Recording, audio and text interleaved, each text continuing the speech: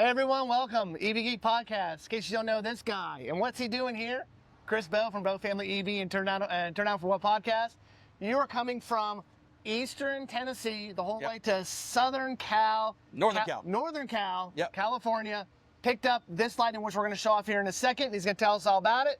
But glad that he was able to come through Little Rock, meet him up here at Franklin Charging. We just had a chat. Me, Chris, JT. Great little chat. And while we're here, let's take a look and see what he's got.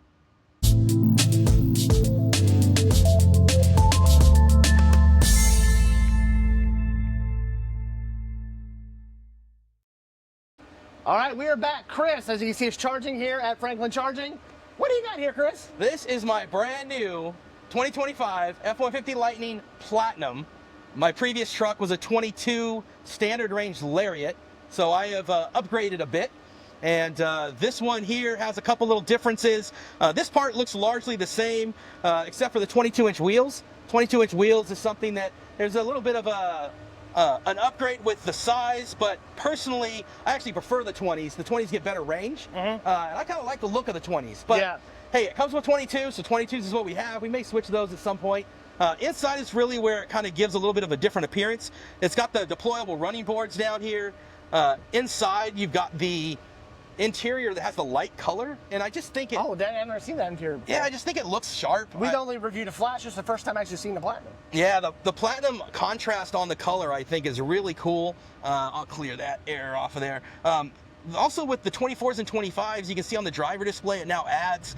You see we're pulling at well over 78, almost 80%. We're still pulling 111, 112 kilowatts. Better than a Tesla. Yeah, I mean, that's a lot better than a Tesla. Yep. The charge curve on this is awesome. Coming from the standard range, with the smaller battery means less voltage. I could never really get quite the same curve these extended range guys have. Otherwise, it looks largely the same. What is this down here coming out? That's the awesome running boards that pop out of there. And then this is a family guy, with the channel and the kids. Yep. I got two young kids that are 9 and 11, and so here you can kind of see all the space that is available when we go on our family road trips. That is exactly the same. This one does have the sunroof, which is really cool. And one of the things, if you want to just hold it there for a second, that this thing will do is it can also close. And that's something that a lot of the other manufacturers, they have the glass roof. Yeah, we say that in all of our reviews. If you're going to have a glass roof, you got to have a retractable shade. Yeah. It just makes sense. So, as a bald fella, I really appreciate that I can close that roof sometimes. So yeah, I like that feature. That's really nice. This other area here is pretty much the same, right? The truck bed is the same. You can see it's got the powered tailgate, and it's got the step there. So this thing is really cool. You can power it with either the app or the remote, the key fob. It's got Pro Power on board, 9.6 kilowatts. Woo. That lets me power the entire house, so I love being able to do that. And then it's got bed lighting that goes all the way around, so that's a really cool feature as well. You can see that will light up.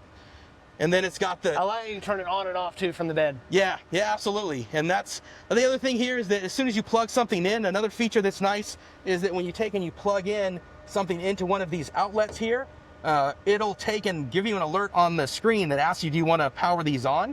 And then there's also a button here that allows you to turn it off and on as well. Okay, cool. So that's super helpful. It's got a tailgate step that allows you to get in and out of it really easy. This is all standard stuff, by the way, for the Lariat as well. When you get to XLT and you get to Flash, you lose this tail light bar, you lose the step, you start losing the things like the rear sliding glass door, you lose the folding mirrors. So the Flash has everything I need except for this. Yeah. And that's what bothers me, except for that rear tail light that goes across. It just looks so sharp, it absolutely does. But yeah, I'm really having a great time. I'm still learning it. I did not used to have Blue Cruise. Blue Cruise has been amazing to experience. So that has probably been the highlight of my trip, is being able to take, and I also didn't have phone as key before. So all these... Blue Cruise been, I know most of your interstate's been, your whole drive's been Interstate 40. Yeah. How's Blue Cruise been for you? Yeah, it's been really great coming from basically like a lane centering situation. Blue Cruise feels amazing. Now, if you're coming from FSD, you're going to be disappointed because, I got to take the Cybertruck for 3 days. I got to take the refresh Model Y when it was released. That FSD and the level of progression, Model Y FSD is top notch. It's the best I've experienced. Cybertruck is a little rough, much better than anybody else other than themselves, but there's definitely a more I guess, a more abrasiveness to the braking and the starting, and it doesn't go on its own. It doesn't do self-park, all of those kind of things. But then you're taking a whole step down when you get to Super Cruise or Blue Cruise, which is, it's got the ability to lane change, which is really nice. Flip the blinker, it changes. And it's got the ability to hold its lane and to progress, but it's not going to take an off-ramp for you, right? It's not going to get you on the surface streets where you need to go. So it's a really giant leap. But ride quality-wise, this way better than a Cybertruck probably. Yeah, all day long. The Cybertruck is fine, but it's a lot of just the design aesthetics. I mean, the way that the Cybertruck is built is meant to be provocative, right? Not everybody wants to be in a provocative situation. It's a very polarizing vehicle. Very much. And when you've got kids and you've got your wife involved, that's just not the place to necessarily always be provocative. From a sound standpoint, it is a little bit noisier, and I find this with a lot of EVs. Lucid, Rivian, Teslas are all noisier in terms of cabin noise. Some of that I think is just the sheer size of this. The rear motors are so far away. The frunk is so large on this compared to the Cybertruck, so that motor also kind of forward. And so I notice a quieter cabin experience. The frunk is obviously, you know, it's got power, it's huge, I use it all the time. The back seat space is greater in the Lightning. So these little things are all things that make it a better fit for me as a family person, and the way that we use it. That's kind of been the benefit for me, even though the FSD is impressive and there's nothing like the infotainment in a Tesla. There's nothing like the app on a Tesla. So everything's about compromise and sacrifice, right? What are you using it for? What's the tool? One of the other big things is this is a standard F-150 bed.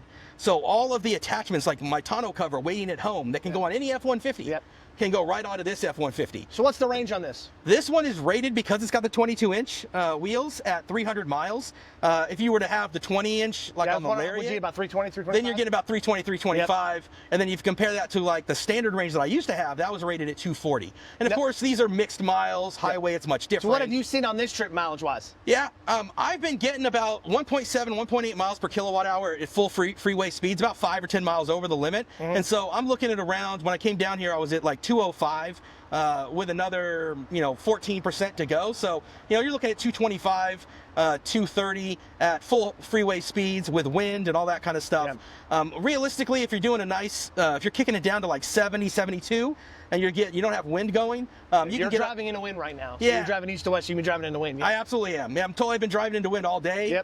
But if I was in an area where I wasn't, and if I was keeping it closer to 70, 72, which is still a realistic freeway speed, it's going to get you up closer to like 260, 270. But you're not going to see 300. You're just not. Unless the wind is with you or you're going downhill, you're not going to see that. That's more of a mixed situation where you got city driving involved.